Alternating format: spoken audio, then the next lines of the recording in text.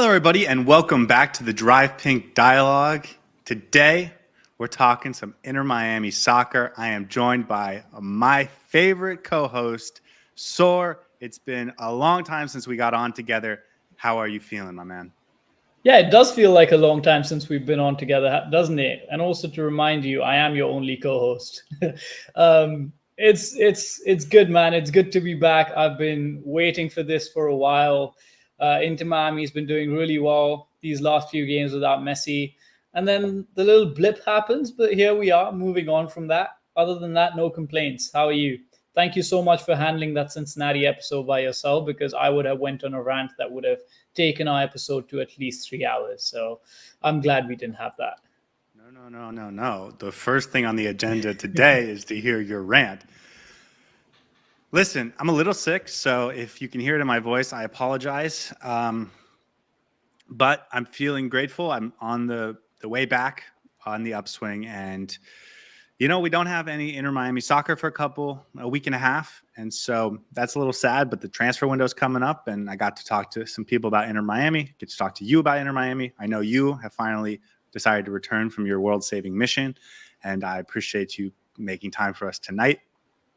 So I'm really happy, but let me just calm down for a minute, get myself into a more negative and pessimistic mood, because I know that I blocked off the next 5 minutes just to give you an opportunity to rant about Cincinnati. I've done enough talking about that game. I did the post game on Monday, got all my thoughts out, had to rewatch that game, did a couple episodes from the Heartbeat on it. So I am talked out for that game, at least in terms of what like that game individually. We can talk about what it means moving forward, but here's your opportunity. Go ahead and rant, and the more emotional, the better. Let's see what you got. See, that's the problem, right? It's been, 3 days since the game. So now my emotions have been run out, and now I'm going to be focusing solely Let me help you out. Lucho Acosta is open down the right side. Oh, and it's a goal. Lucho Acosta opened on the left side with a little heel flip. It's another goal. Yuya Kubo, a third goal. Does that help you get in the mood? Yeah. That sort of that brings back some memories.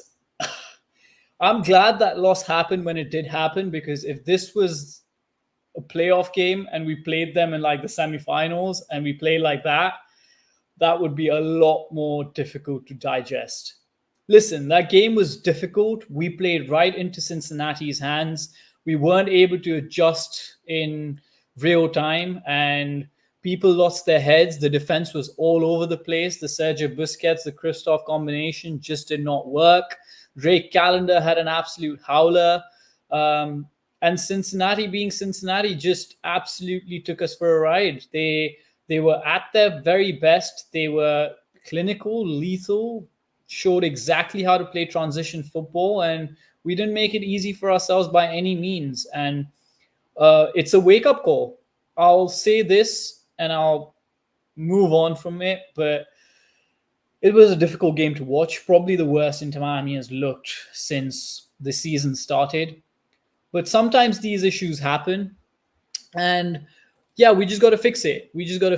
And once we figure out what the issues were, once Lionel Messi, Luis Suárez come back, I think we're in a better space than we were before this 5-game stretch. It doesn't change much, in my opinion, of how I view this team. I think we've performed fantastically over the last 4 games, and this one game doesn't change much, but it does show me that sometimes when the games are important and when it's a big game, this team needs to step up and needs to be mentally strong. We gave up after the first 2 goals, and I don't think this can happen again. Hopefully, this is just one-off, and we're going to put this past us. How did you feel about the awards I gave out? Gressel, man of the match. Was that it for you, for Inter Miami? Yeah, I think he was one of the better performers on the pitch. There were a lot of heron that flew north awards that we could have given that particular game. But I think Julian Gressel definitely. I think I spoke to you after the game where I expressed a similar opinion about Gressel potentially being the best player on the pitch. And honestly, he's come a really long way, man. A bright light in a very difficult time. in a very difficult 90 minutes that this Inter Miami team faced. So good for him for performing well and stepping up, but overall a poor performance all around. Yeah, and it's a shame because it did feel like for half an hour we were really competitive in that game, and considering we were missing 5 starters, it was a good performance. Even if you would have said Cincinnati may have been an inch better or whatever, you were very comfortable as an Inter Miami fan through 30, 35 minutes, and then the wheels just fell off. And yeah, mentally, we just didn't handle it very well. Our response was pretty poor, and the 2 players on the field that you would have looked to be leaders, Drake Callender and Sergio Busquets, sort of came up absent in that responsibility. So tough game. You saw when Busquets gets sent off that Tata Martino is just sort of laughing to himself because he knows that it's just one of those games and you can't really do anything about it. But anyways, anything else about that game, or can we just put it in the rearview mirror and not think about it again? No, I think the one thing is that this team needs to learn how to hunker down and, get a little bit compact and learn how to get out of adversity. Yes, we always tend to go down from the first minute, and that's been a pattern throughout the season, and we always come back. But when it gets really difficult, like even at 3-1, I thought this was still going to be, competitive. We could score 1 goal and we'd be good to go. And then they score 4, and then they score 5, and then they score 6. After that 3rd goal, it just felt like it was an avalanche that we can't really stop. But up until that time, as you mentioned, I don't think we were better than Cincinnati by any means, but we were hanging in there. We were there creating chances. There were opportunities. And if a couple of opportunities came off, I remember Campana having an opportunity. Maybe Robert Taylor had one as well, if I'm remembering correctly. But if we'd taken some of our opportunities on goal, it would have been a lot more close as a game. And as AZ mentioned, the wheels just fell off and everyone lost their head. Happens, but can't happen again. Let's put it that way. Yeah, and it's the 3rd time we've seen this year, so it's disappointing to keep seeing that happen. But listen, the last time it happened, the team responded really well and went on a nice long winning streak, and so hopefully we can do the same thing again. Our next topic, Edison Azcona, one of Inter Miami's 9 homegrown signings that we've had in our history, and he is the first one to leave the nest officially and permanently. The Las Vegas Lights, who are a USL team, USL Championship, 2nd Division of American Soccer, they had a buy option on his loan, and they've decided to trigger it. And so Inter Miami is going to get a little bit of money for him, but more importantly for Edison, he's got a future home for his professional soccer career, and we wish him luck. Anything on Edison Azcona before I give his final eulogy? No, I think it feels like this Inter Miami team is now moving on to a new era. We saw Robbie Robinson leave as well. Now it's Azcona, a homegrown player. Always good to see them progressing. Hopefully he has a good career ahead of him. And didn't work out at Inter Miami per se, but I'm sure he's going to play well wherever he goes. Yeah, he was around the team for a couple years, and he went on a couple different loans, but he just never was able to come back and translate that into being an effective player at this level. I think he had 11 career appearances for about 135 career minutes. So almost all of his career appearances were 10-minute off the bench cameos late in the game. I think I'll remember him most for that game last year. I believe it was at DC, where we had 6 homegrown players on the field at the same time. It was an MLS record. And considering all the bad things that were happening at that time of the season, that was a cool moment to see all of the young guns on the roster and on the field at the same time. And they took that famous, iconic picture after the game. And so that's probably my lasting memory of Azcona. He was a little tricky dribbler, but never was able to have that real impact on Inter Miami like I'm sure he wanted to back when we signed him. Fun fact, he was signed on the same day as Ian Frey. Those two were signed together same day, just like this year when we signed Tyler Hall and Israel Boatwright on the same day. But yeah, the Olympians. I don't think we've talked about this yet, have we? 3 Inter Miami players going to the Olympics, most of any team in the league. Benjamin Kramaski going with the U.S. Olympic team. Diego Gomez going with the Paraguay Olympic team, and then Federico Redondo is going as an alternate for the Argentine Olympic team. All 3 of those players, I think, are gone. I don't think they're with the team anymore. I don't think they're going to be available until after the Olympics. So There was some doubt if any of them would be available with the 17th. I think I saw a picture of Kramaski at the Olympic camp. So I'm just assuming they're all gone until after the Olympics, and maybe for Diego Gomez forever. Yeah, if you put it that way, and it makes it sound so bleak, because Diego Gomez was finally, we had a chance to see him. He was coming back into good form, gets that yellow card against Cincinnati. Maybe if he was there in that midfield, we might have had a different story against Cincy. But yeah, when you put it that way, that really hits home. My question is, how many red cards is David Ruiz going to get while these players are away on Olympic duty? In all seriousness, though, good for them. I'm glad they're being recognized for their talents. Federico Redondo, I hope he gets some playing time in Argentina with the Argentinian squad, because he needs to get back into playing shape. It feels like his career at Inter Miami so far has been off and on, stop and start, and I want him to get a good chunk of games so that when he comes back, he's able to fit right in and is fully match fit. I don't know if that's going to happen considering he's an alternate, but Benjamin Kramaski, I thought he would be going as an alternate, but he's part of the squad. So really happy for him. Hopefully he shines on the big stage, and we'll see how far they get. But can't wait to have them back as soon as possible. And then with Diego Gomez, we'll see what happens over the summer. Well, you mentioned David Ruiz. I'm not convinced that he's going to slot in. It's weird because we're losing 3 players that all play basically the same position, but we still have a ton of midfielders, and I don't think David Ruiz is going to slot in as a starter when these guys are gone. Obviously, Busquets is going to be in there. I think Julian Gressel can relatively easily slide back into that midfield when Messi's back, and he's the man that keeps surviving. And then, well, even without Rojas, you put in Yannick Bright, and it feels Yannick Bright, Busquets, and Gressel feels like the first starting midfield we'll see. And then, of course, you also have Matías Rojas and David Ruiz for options to mix things up and get rotation stuff. But this team still has a MLS caliber midfield available, and even above average MLS caliber midfield available to them. So it's tough to lose 3 big players, but as long as everyone stays healthy and we're not getting suspensions for yellow card accumulation and stuff like that, we should be okay, I think.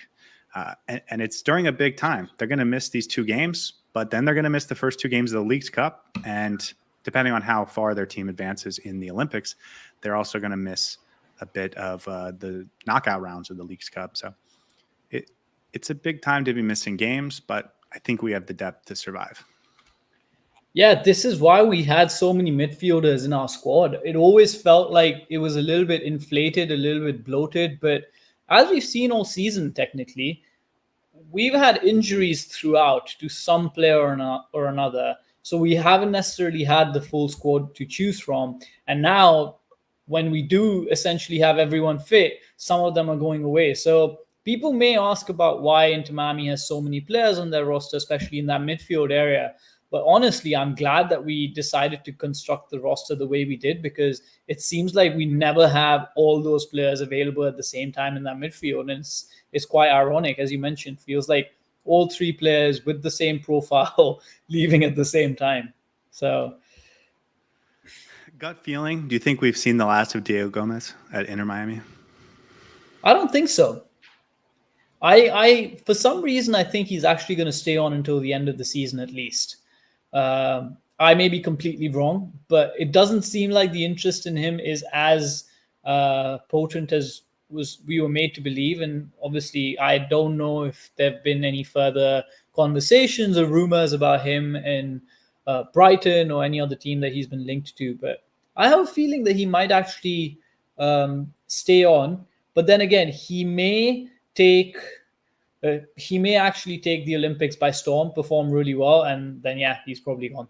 So depending on his performance at the Olympics, that would probably dictate what happens with him.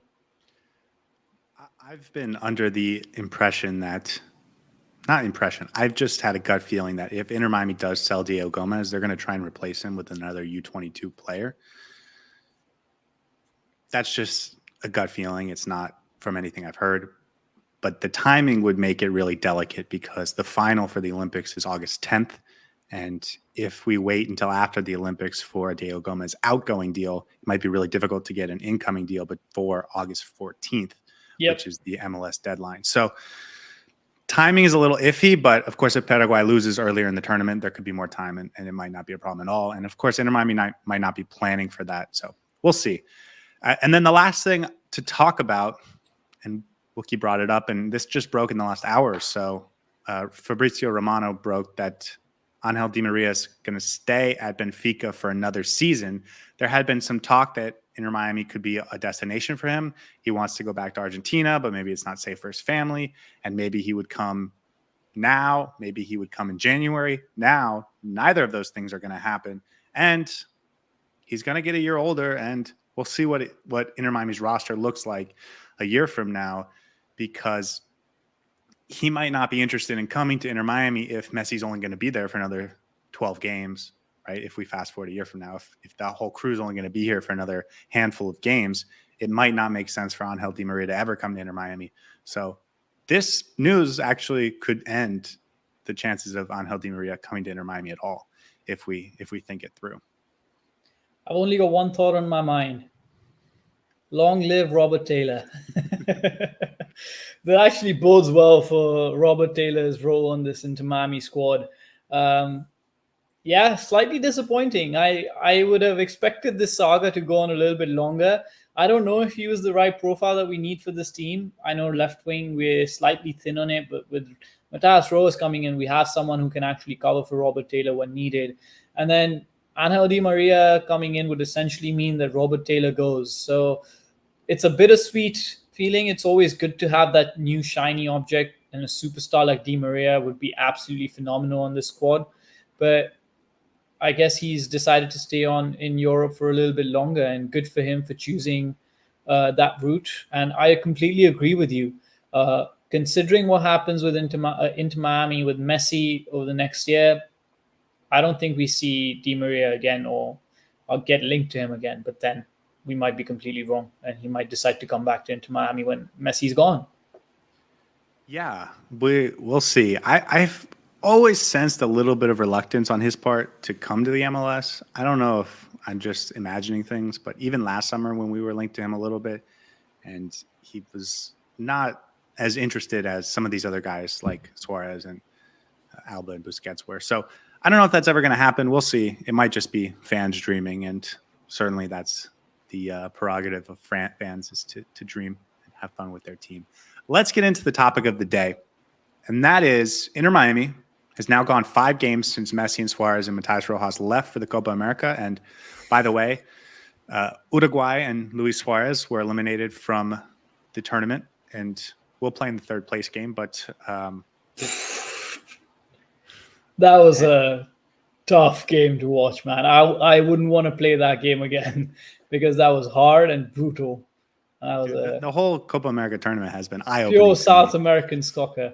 It's not even the physicality; it's the refereeing. Yeah, and I knew, like, after 3 games, I was like, okay, this is what it is. I get it, but my brain was just unable to adapt to it at any point throughout the tournament so far.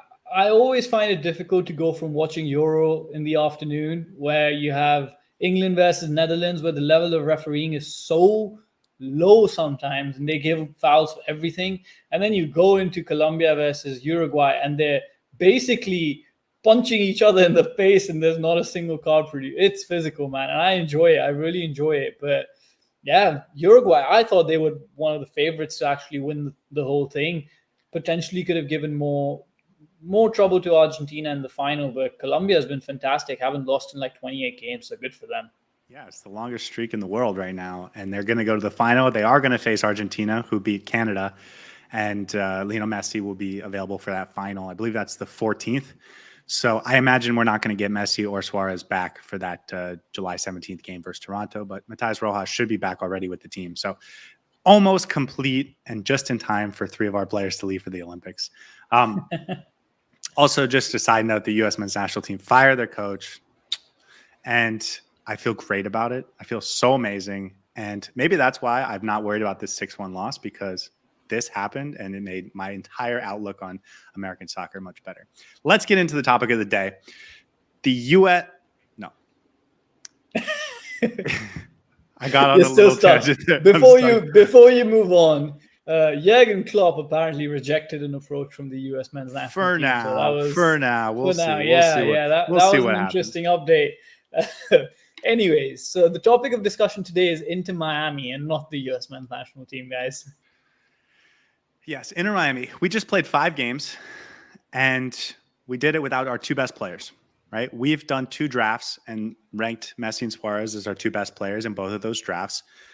It's fair to say that most teams in this league, if you take off their 2 best players, they're going to struggle a lot. If you take Lucho Acosta off that Cincinnati team, they're going to be much worse. If you take Cucho Hernandez off Columbus, they're going to be much worse. If you take Hani Mukhtar off Nashville or Denny Buanga off LAFC or Chicho Arango off RSL, they're going to be much worse.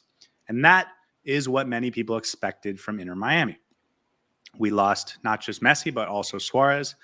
And we had a 5-game stretch with some really good, hard, competitive teams to play against. Charlotte, a playoff team. Columbus, one of the most talented teams in the league with one of the best coach teams in the league. Cincinnati, chasing us for the Supporters' Shield, now ahead of us. This was not an easy schedule. Nashville defensively had really stepped up. And then Philadelphia, who's been awful of late, wasn't that bad when we started, when we played them. A lot of people thought we were really going to struggle. And instead, we've been okay. In fact, we've been better than okay. We've gotten 12 out of 15 points. It's been a good performance. I think if we just lost and it wasn't embarrassing, we would have said it was a great 5-game stretch. 12 points, not bad. And we're going to talk today about the things we've learned in this 5-game stretch without Messi and Suarez, and if we can take those things into the future when those guys come back and integrate them into Inter Miami's plan for the rest of the season to make us an even better team, or if this is, these various things are just throw them in when Messi's not available and then throw him out when he is back because it doesn't really fit Messi's style. You ready? Any thoughts? You excited for this exercise? Yeah, I'm excited to reflect back on what has been this roller coaster of a 5-game stretch. Let's be honest, it started with Philadelphia, right? That 2-1 win at Philadelphia was not easy by any means. 9-man down, we still win that game. Leo Afonso with a fantastic last-minute goal. And then you ended with Cincinnati thrashing us 6-1. So it's been a little bit of an emotional overload. But 12 points out of 15, if you had given me that before this stretch, I would have taken it with both hands. I don't remember what we predicted because we did a pre-5-game stretch analysis of what this is going to look like and how many points we're going to get. And I believe I said 6 points and I'd be happy. So the fact that we've got twice as much is brilliant. We did fantastically well. Without being reactionary, yes, that 6-1 against Cincinnati hurts, but overall, in the grand scheme of things, this team has performed phenomenally. And we can criticize them, yes, but we should commend the team for galvanizing and getting together when our 2 best players were out. We got the results. Yeah, I think when we did our prediction, we went all the way through these Toronto and Chicago games. So I don't know if we're quite there yet. But yep. Just to remind everyone, as you mentioned, we started with that great comeback against Philadelphia where we go down a goal in the first 3 minutes, and then we fight back, get a second goal, lose a man, lose a second man, and still find the winner in the 95th minute with Yannick Bright to Leo Afonso. The next game, we host the Columbus Crew. They're coming in, trying to get back in the Supporters' Shield race, finally put the Continental Championship behind them, and they were coming in all guns blazing. And by the way, that loss that they faced to us, which they did, 2-1 loss, Ian Frey returns, he scores, it was awesome. That's still the only loss they've had in the last month and a half since the CONCACAF Champions Cup final. They've been really good. Then we went to Nashville, 3-game road trip, got a 2-1 victory. Yannick Bright locked down Hani Mukhtar. Ian Frey got another goal. It was a lot of fun. We went on the road to Charlotte, get a 2-1 goal. Ajimang was really good against us in the first half. We made some aggressive halftime substitutions. Busquets to the back line, Yannick Bright into the midfield, and we shut them down in the second half, and Kramaski gets the game winner in the 85th, 86th minute. We win that game 2-1. And then, of course, Saturday, which we won't talk about, was not as much fun. That's the recap. The first thing that stands out to me about this 5-game stretch is that we played a lot of great defenses and we were still able to score without Messi and Suarez. And yet, this past Saturday notwithstanding, we played relatively good defense. And in fact, I would say good defense aside from Saturday night against some really good offenses, especially the Columbus Crew. Let's talk about the offense and how we scored first. And to me, the biggest thing is Julian Gressel going from the midfield to the right wing. We've seen it a couple times this season, but most of this season, he's been a locked-in start in the midfield, and we were complaining about it. We wanted him to come off the bench. He was not putting in good performances. He had some average performances, and he had some below-average performances, but he was never really being impactful until finally Messi leaves, and Julian Gressel goes to that right wing because we don't have any other right wingers, and he's good. He's really good. Gets that goal against, or gets the assist against St. Louis City, but in these 5 games, goal, assist, assist, assist, assist. A goal contribution in each of these games. He's been really good, man. And he's been, even beyond the final end product, he's been a chance creator. This is the player that we thought we were getting when we signed him back in January. Let's talk about him. Confidence is key, man. In football, confidence is everything. And it just seems like after that first game against Philadelphia, where I believe he got an assist, he started to get back into the groove of things. And honestly, it felt like he was getting back into the groove once he was rested in that one game. And after that, he's been a lot more engaged. The problem with Julian Gressel has always been that he looked completely out of sorts when he was playing with some of the big shots. So when Messi was in, Busquets, and he himself in that midfield, it just didn't seem like he was clicking with any of them. And he always seemed like a spectator while we were building up our offense, while we were playing. And we always had the question of whether his best position is in the midfield or it's on the right-hand side. Answered, done, sealed, delivered, man. Do not ever play him in the midfield again, because the work that he's done on that right side of the pitch, and there are a few things to keep in mind, right? He's got a fantastic cross in him, absolute wand of a right foot, but also the play style that we played sort of suited him, because we didn't play as narrow or through the middle as we normally do with someone like Messi on the pitch. So that allows us to stretch out a little bit, play on the wings, and there's always been more space, at least in the last few games that we've played. There's always been more space on that right-hand side, on those wings. And Gressel is a player who needs time on the ball. He needs to settle down, and he needs the space to try and create something. And boy, when you give him that space, he creates absolute wonders. I still remember I saw that ball that he gave to Benjamin Kramaski, which was, I believe, against Charlotte. Winner against Charlotte. That low cross. And it was beautiful. Like, but you could see it as soon as he looked up, took his time, and then delivered the ball. It was inch perfect. That's exactly what it is. Space and time. That's exactly what it is. And to me, he gets that space, and he's good at finding that space when he can just sit higher up the field. It's when he's in the midfield and he has all that defensive responsibility that he doesn't have the time or the game action to get up the field and find those dangerous spots. But when he doesn't have that responsibility, and not that he's nothing defensively, he's still part of the press from the front that we had going. But when the ball, especially in transition, is we get a turnover and he's already up there and finding a good spot to be dangerous, that's when he's at his best. That's when he gets into good positions and he can deliver dangerous balls.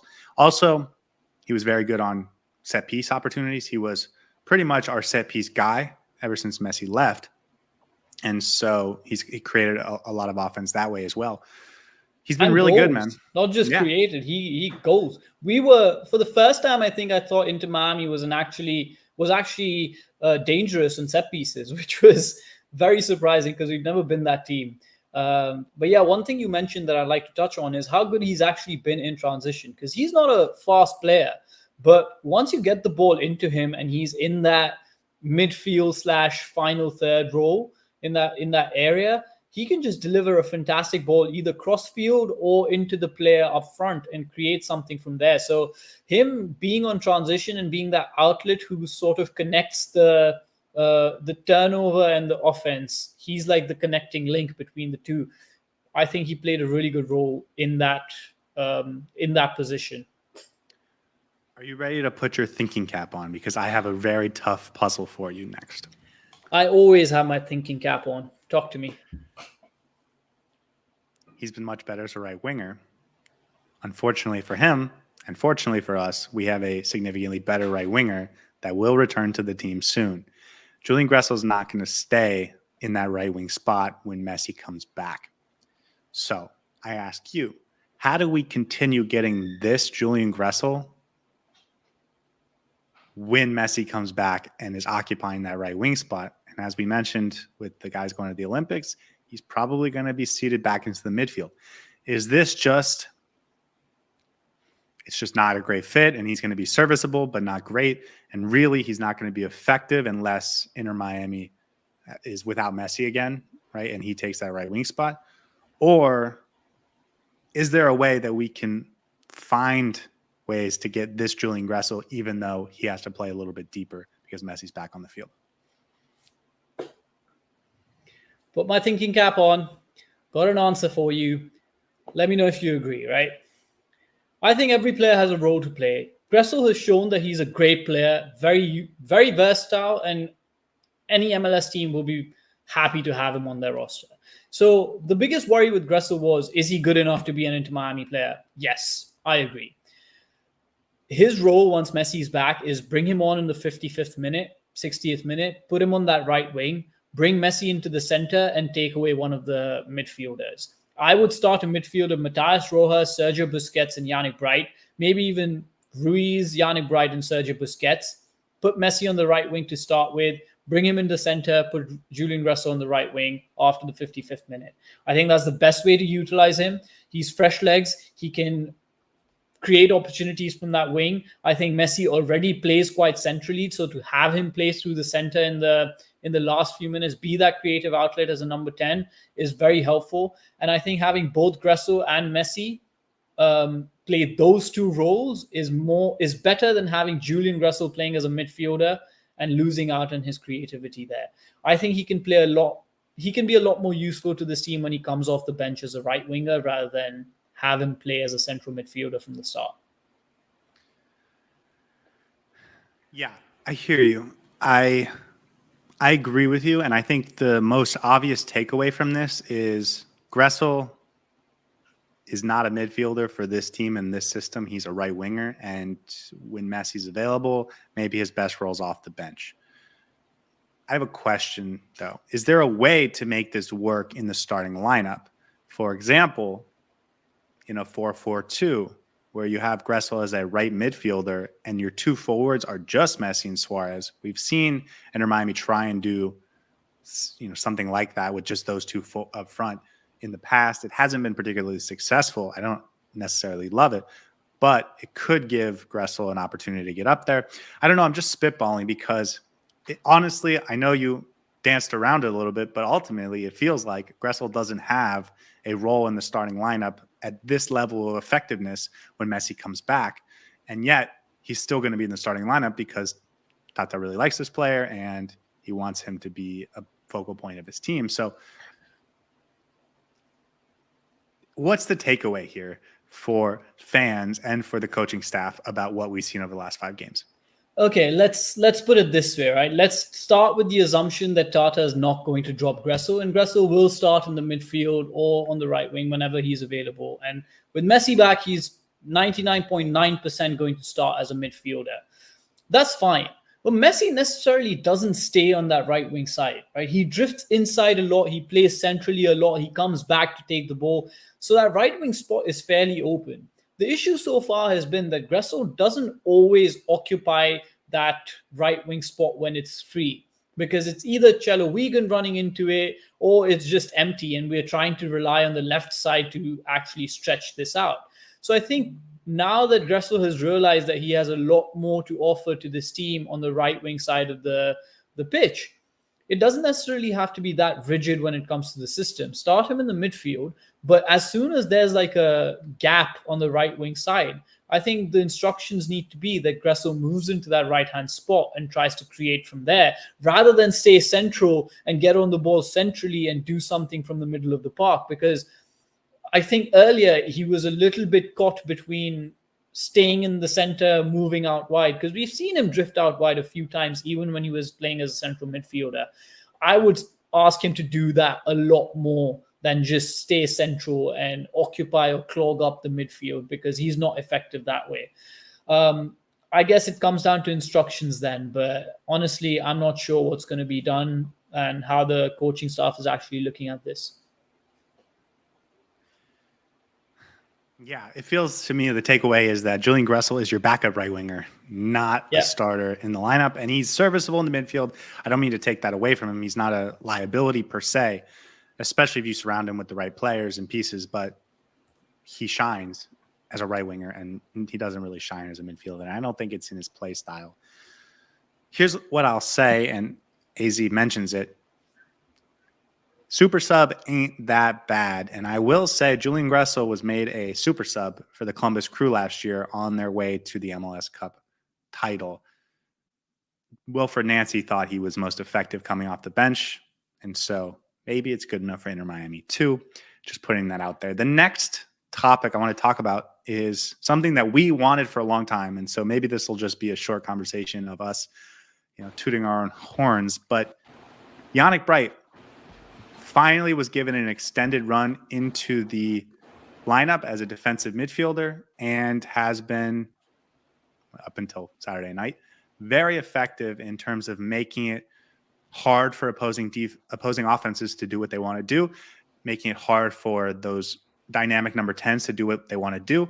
I think back to one of our last games before Messi and Suárez left against Atlanta, and Thiago Almada and that offense had so much room to run in transition that the midfield, Redondo and Busquets and Kramaski and Rojas, whoever was starting that game, just couldn't fill in a way that Yannick Bright does.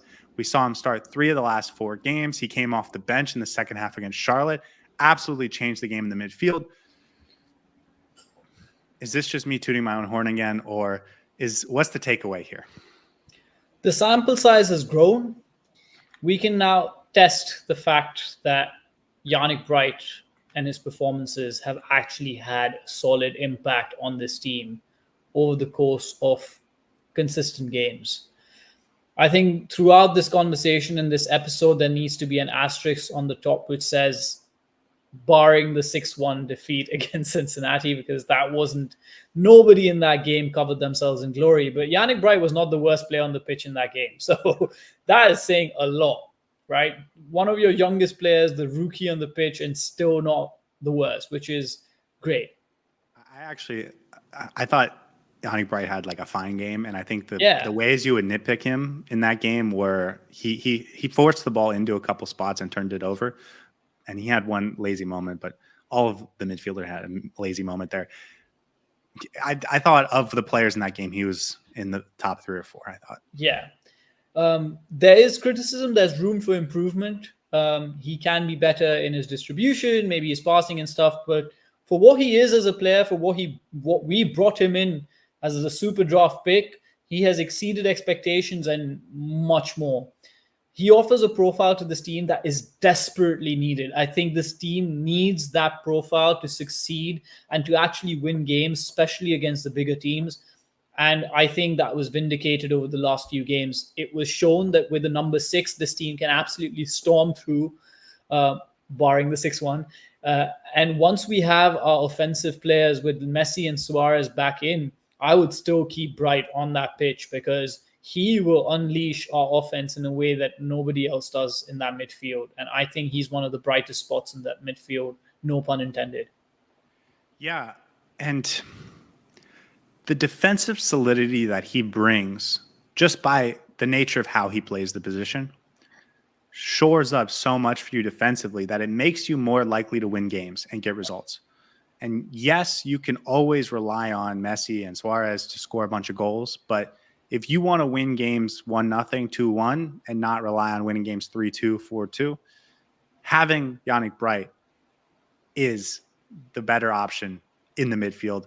We've seen too often midfields that have just Busquets and Redondo, or just Busquets and Kramaski, or Matías Rojas. They just don't pick up defensively what they need to do.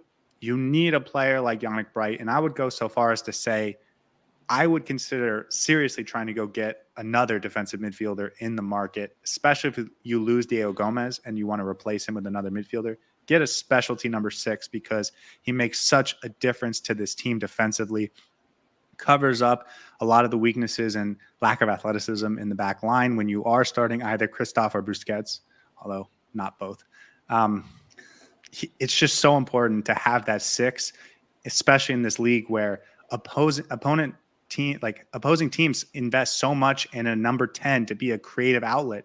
And so when you're going up against the LA Galaxy and you're going up against Ricky Puig or Lucho Costa for Cincinnati or some of the guys at Columbus, you need someone that can put a handle on that part of the pitch and really help you both in the run of play, but also in transition. And he's also really good in the air.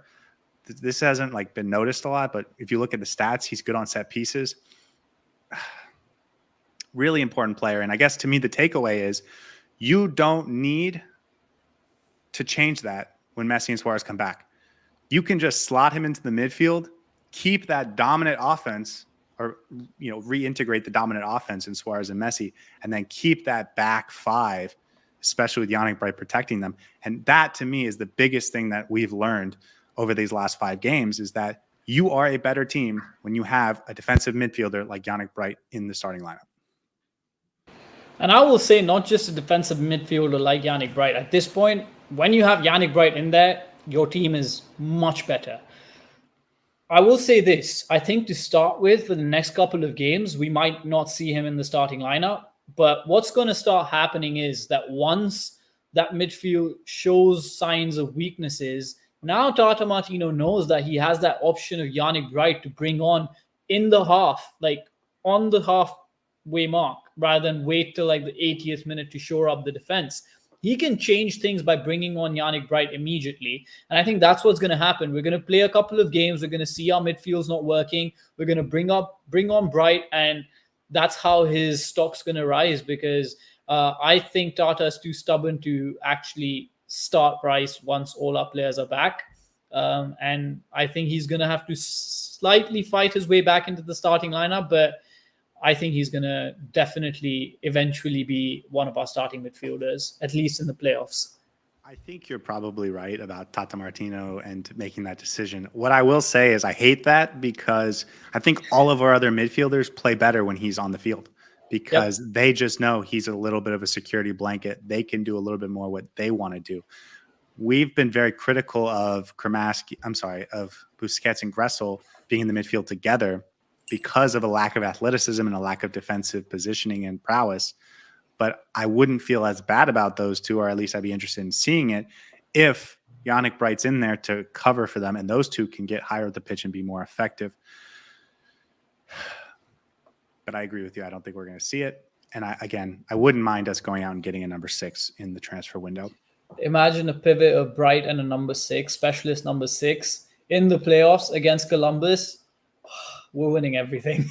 No, but you don't even need that. You just need one of them, and then one runner, and then one Busquets, and then you're great.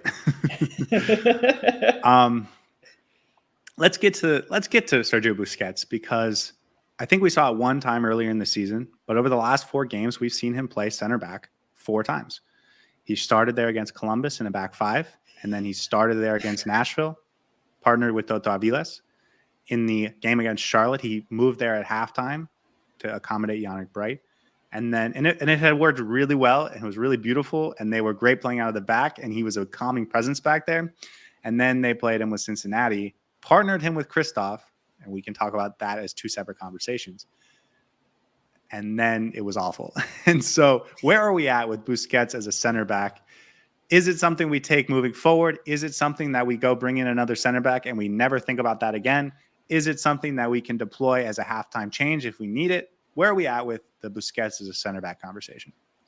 I would say a little bit of everything that you just mentioned, because, okay, that experiment is a good experiment. I don't necessarily feel bad about it despite the 6-1 loss against Cincinnati. I think it was a good learning experience to know that Christoph and Busquets can't necessarily play.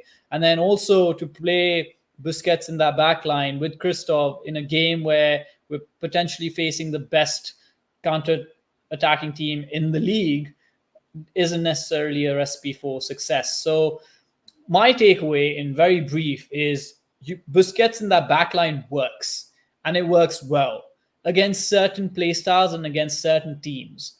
When we are facing teams who aren't necessarily great on counter-attack and who don't have the level of speed to hurt us on the transition, and who may sometimes play slow possession-based football, you can have Sergio Busquets in that back line and you can actually dictate play really well, like we did against Charlotte, because that looked really good. And he was actually really, really good defensively as well. It wasn't just his creative prowess that we were seeing against Charlotte. He was tackling and he was getting the ball turnovers and he was playing really well in that back line. So it is a utility that we can use in certain situations when we need to, but not against teams that have a phenomenal counterattack like Cincinnati.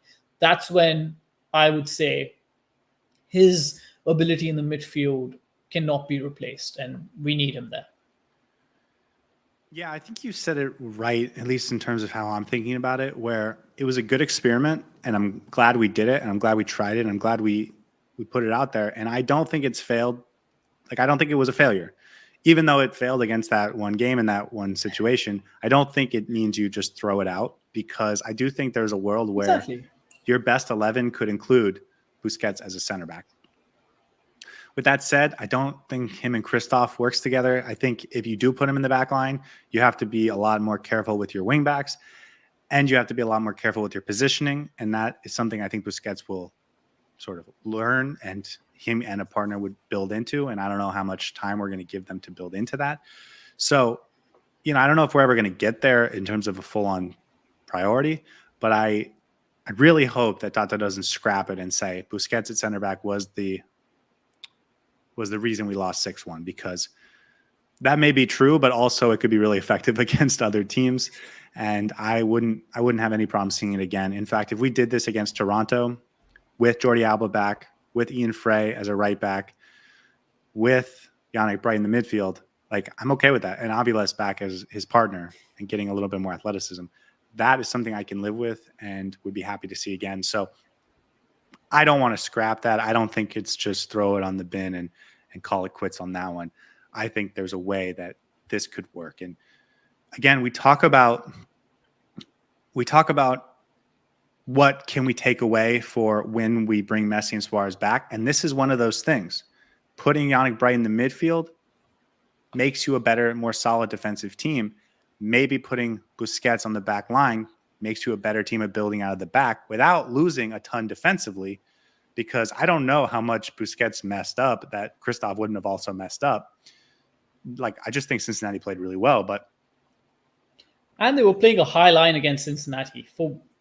I don't know why, because you have Sergei Christoph and Sergio Busquets, who are potentially the slowest players in the MLS or in the world, and you put them high up the pitch, and then you expect them to compete with the transition pace that Cincinnati has. That doesn't make any sense to me. So it was not just the fact that they were set up together, it was how they were playing, because they were not playing the way you would want them to.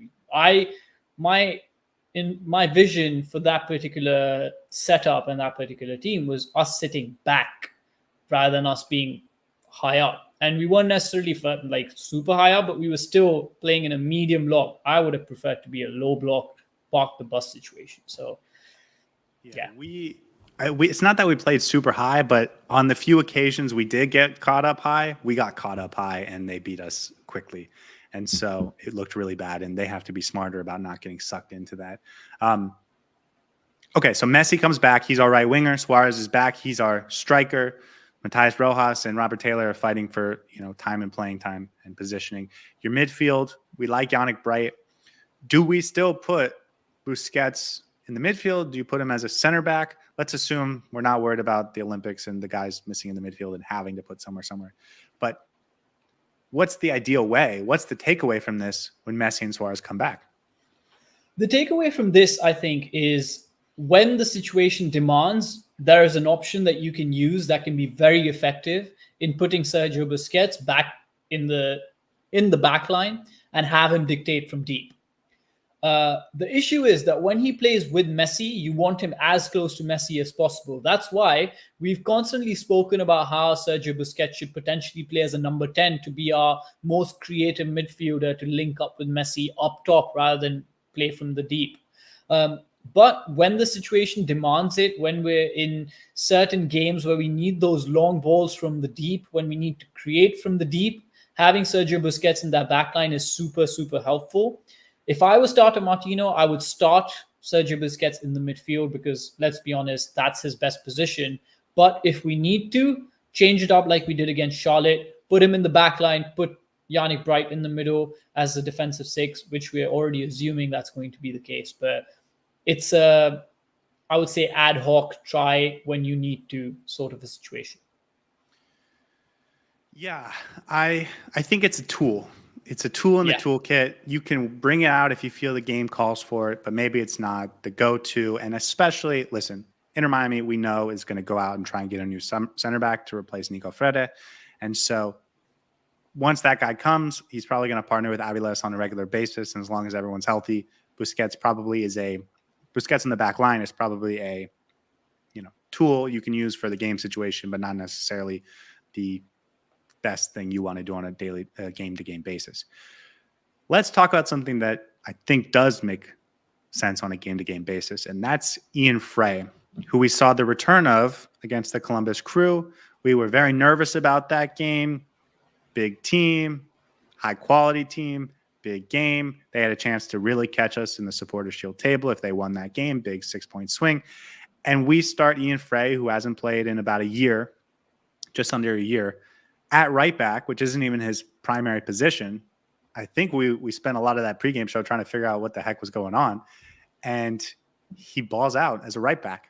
Incredible ball progressor, which we've always known. But even as a right back, he stands out. Was good defensively, got back when he needed to, showed the athleticism, showed the physicality, is still long and athletic and tall. Really good player. Is he a right back? Should he be our starting right back? What is the takeaway from these two games that we saw him as a starter? And then even when he came off the bench against Cincinnati, he did something good and he had a nice run into the midfield and looked like a quality player. I think he earned a foul. This conversation is shaded because we didn't see him start. And so now I'm not exactly sure how Tata views him, but talk to me about where you're at with Ian Frey. I would go as far to say that barring the Barcelona 4 boys that we have on this team, Ian Frey might be the best player in this team when he's fully fit.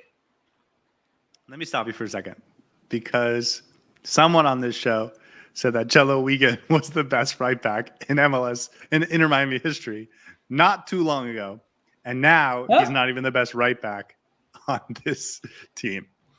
Who are you talking about? Can we agree on that? Can we agree that he's not the best right back on this team? Cello Wigan? Correct. Oh, he's the best player that MLS has ever seen. I don't know what you're talking about. He's incomparable. No. Ian Frey. But whoever said that Cello Wigan is the best right back in Inter Miami history is probably a moron. Let's be honest. I will go and say, don't break my line of thought. Right? Ian Frey is potentially in his prime when he's fully fit, the best ball progressor, passer, player that this Inter Miami team has, barring the Barcelona boys, right? For me, where I'm at with Ian Frey is very simple. When it's the big game, I want him in there. We need to manage his minutes, right? But if he's sitting out for the Charlotte game, there's no point bringing him on for 5 minutes and then not play him against Cincinnati. I would happily sit him out against the smaller teams, play him in the big games because he can be so crucial in how this team plays in that back line because he provides an outlet for us to just get out of pressure and just progress the ball forward through our back line. And if our attackers are marked, if we're not finding the passing lanes, Ian Frey has the ability to carry the ball forward. And he does it with aplomb, man. And he does it so well that against the Cincinnati side, he would have really helped us when we needed that outlet. And it was a shame that he wasn't there. And I was surprised that he didn't play that game because he practically sat out the game against Charlotte. So for me, manage his minutes, use him when he needs to be used the most. But I think against the big guns, against the big teams, he has to be in that team sheet. And I honestly think he's eventually going to go into that center back role. And yes, we're going to sign another center back, but he could potentially push Toto Aviles out because he's just that good, man. Ian Frey is the player I'm most excited to see be integrated once Messi and Suarez come back because, as we talked about, Messi vacates that right wing.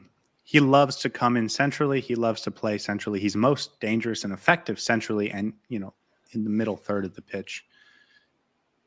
And we've not seen anyone effectively take up those spots on that right wing. Julian Gressel tries, but he just doesn't do it that often.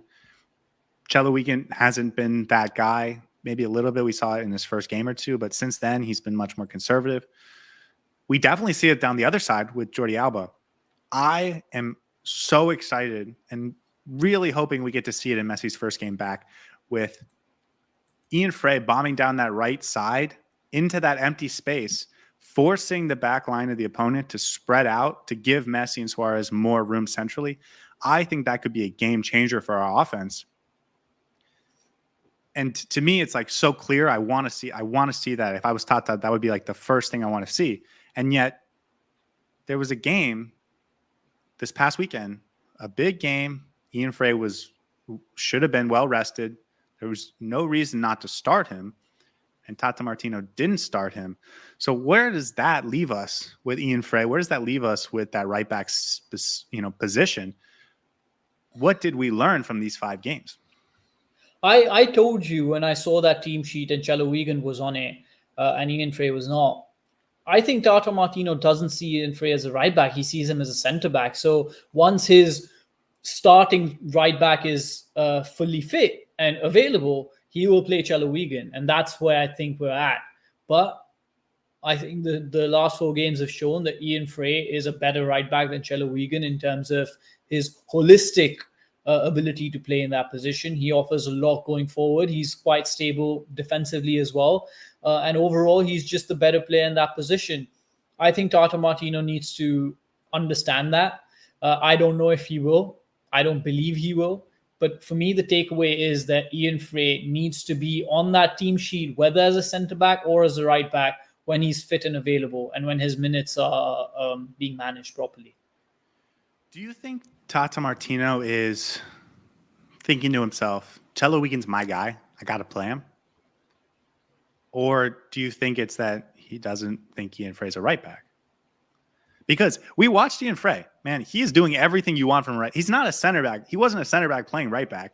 Like we saw Ryan Saylor come off the bench for him, and he was a center back playing right back. Ian Frey was doing the things that high quality right backs do at a really effective level and was impacting the game both ways.